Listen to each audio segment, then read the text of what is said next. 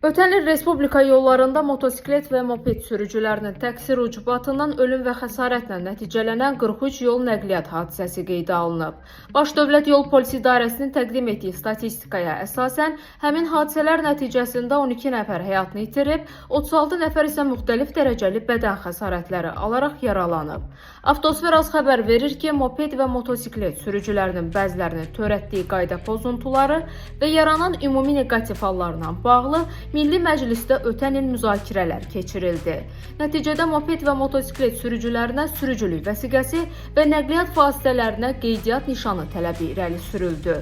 Qərar ötən ilin dekabr ayında verildi və bu ilin mart ayından etibarən tətbiq edilməsi qəbul olundu.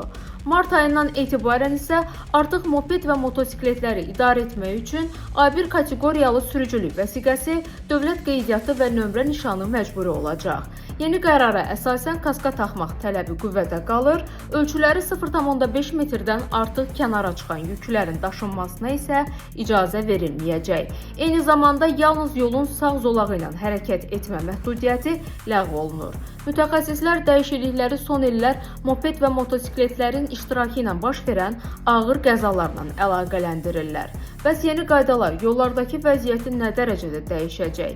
Həm piyadalardan, həm də nəqliyyat vasitələrinin idarəçilərindən soruşduq. Gələn aydan moped və motosiklet idarəçilərindən sürücülük vəsiqəsi və nəqliyyat vasitəsinin qeydiyyat nişanı tələb olunacaq. Bəs görəsən, bu hal sürücülərə necə təsir edəcək? Özlərindən soruşaq. Bu bizə çox yaxşı təsir edir. Normal qayda qanun şəkildə sürəcəyik. Heç bir, bizə bir maneçilik törənməyəcək. Yəni öz işimizdə, öz kuryerliyimizdə davam edəcəyik.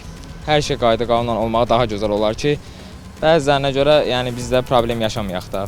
Əvvəl bəs nə problemlər olur? Əvvəl bizdə belə bir problem oldu ki, 49 kub motosiklet sürəndə, qayda pozuntusu olanda bizi saxlayırlar. Misal üçün, deyirlər ki, nömrə nişanı tələb olunmalıdır.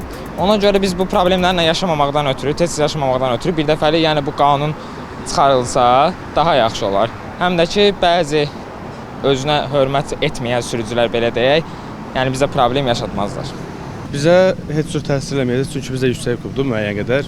125 kubdan yuxarı onsuz da sənədləşmə tələb olunur. Amma bu bir tərəfdən yaxşıdır ki, çünki 15-16 yaşında belə deyək, valideyn məsuliyyətində olan amma istifadə edən uşaqlar var idi və qırmızıda keçənlər, fototik edənlər. Bir tərəfdən o barədə yaxşı olacaq, amma yenə də həmişə kimi qurumun odundan yaşanacaq. Çünki işləyən gənclər var idi, onlar işsiz qalacaq. Onlara buradan tövsiyəm odur ki, sənədlərin vaxtında düzəltməkləri daha yaxşı olar.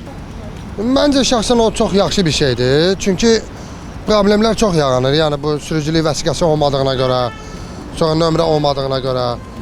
Olur da indi hadisədir, sığortası olmayan, nömrəsi olmayan moped gedib maşın vuranda, sonra sürücü düşür get-gələ də, məhkəmələrdə qalır ki, o vətəndaşdan pulu ancaq məhkəmə yolu ilə ala bilir, ona görə. Sürücülük vəsiqəsi tələb olunacaq gələn aydan, bir də qeydiyyat nişanı. Bu sizə necə təsir eləyəcək? Mən heç cürə. İşə görə yaxşı təsir eləyəcək, çünki mopedlər azalacaq, bizim də böyük mosketlərin işləri daha çox olacaq ki, qiymətdə də arasında fərq olacaq. Yaxşı haldır. Nəyə mane olurdu moped motosikletlər? Ən azı bu sürücü sürməyə öyrənərlər də yəqin də bununla da. Bunun üçün yəqin imtahan olar ayrıca bir, imtahanla da öyrənərlər, bəziləri sürə bilmirlər ona görə. Müsbət haldır, bəli. Məsəl üçün, qapını əzib, motosiklet sürəndir. Hadisə baş verəndə də papağın görə tullayırdı ki, mənim nə sənədim var, nə sığortam var, mən heç kəsə işini eləyə bilməz. Belə maneələr olur. Sənədi də olmalıdır, sığortası da olmalıdır, məsuliyyəti də olmalıdır. Yaxşı olar. İmkan vermirlər də sürməyə. Hardan gəldi keçirlər. Sürə bilən, bilməyən elə hamısı böğründən, başından keçir, adamı dəli eləyirlər. Düzün deyə mən neytral deyəcəm, amma mən deyərdim ki, təhlükəsizlik baxımından məncə çox yaxşıdır. Ən azından mənim düşüncəm budur. Ən yaxşı cəhəti sürücülərin öyrənməsi də, yol hərəkəti qanunlarını öyrənməsi olardı. Buna artıq mənim mane olan heç nə yoxdur. Məncə də motosiklet sürənlər də sürücülük vəsiqəsi olmalıdır. Çünki nəqliyyata çıxırlar, digər insanlara və özlərinə zərərləri toxuna bilər. Ona görə məncə olmalıdır. Düz qərardır.